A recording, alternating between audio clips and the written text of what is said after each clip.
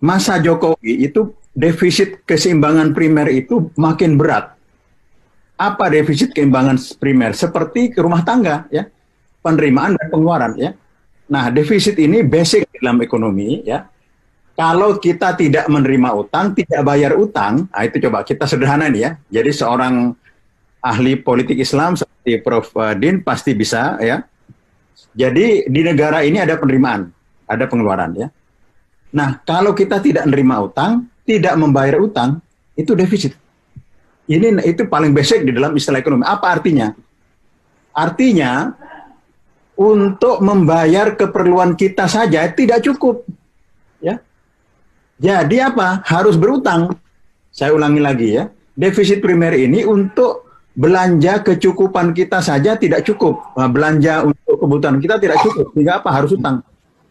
Nah, utang untuk mencukupi defisit kita, ya enggak? Sekarang kita punya utang.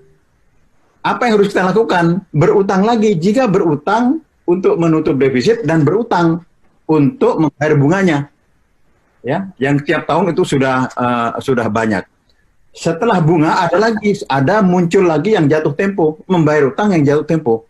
Jadi ini APBN, saya setuju dengan Pak Salamuddin Daeng, ini warisan untuk presiden yang akan datang, ya. Itu Prof. Din atau Pak Rizal yang mau mencalonkan siap-siap untuk menanggung, ya, 2024 itu defisit yang besar ini dan utang yang semakin besar.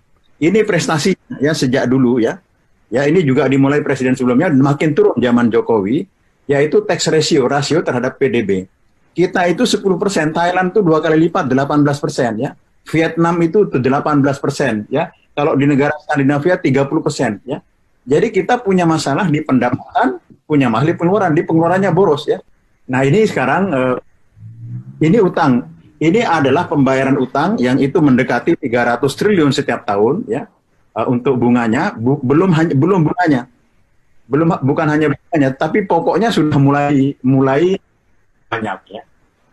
Terakhir, ya, dari data saya, ya. Coba Bapak Ibu sekalian lihat perilaku pemerintah dan DPR. Ya, ini dari tabel ini, dari grafik ini memperlihatkan perilaku DPR dengan pemerintah yang ugal-ugalan, sehingga teman-teman yang melakukan kritik itu pantas, ya. Kita coba lihat, ya. Tahun 2019 ya. Yang merah ini adalah utang.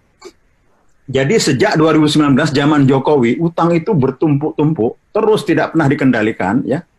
Ya, yang ini tidak ada di APBN, tidak kelihatan. Yang kelihatan yang kuning karena disembunyikan, ya. Yang 921 ini tidak dibahas di DPR, ya, tetapi disembunyikan, ya. Yang dibahas adalah yang 446, ya. Nah, untuk apa 921 triliun itu? Ya, untuk, ya, penerbitan utang, untuk apa? Untuk membayar yang jatuh tempo yang biru ini, ya. Yang Partai Amanat Nasional yang biru ini adalah untuk membayar jatuh tempo, ya. Nah, yang kuning yang Golkar adalah sisanya untuk defisit sama pembangunan. Tapi rencana sebelum COVID tahun 2020 diharapkan turun 651, diketok palu di DPR, tok. Tapi apa yang terjadi kemudian, ya, negara ini makin otoriter, perhatikan, ya. 2020 tanpa persetujuan DPR dan tidak ada apa-apa, utang diputuskan 1530. Coba bayangkan. Mengubah angka utang dari 650 menjadi 1530, tidak ada woro-woro di DPR. Yang ramai teman-teman kami, ya. Di DPR itu senyap. Saya melihat parlemen di Jerman, ya, itu ekonomi tumbuh 4%, itu sudah hebat sekali, ya.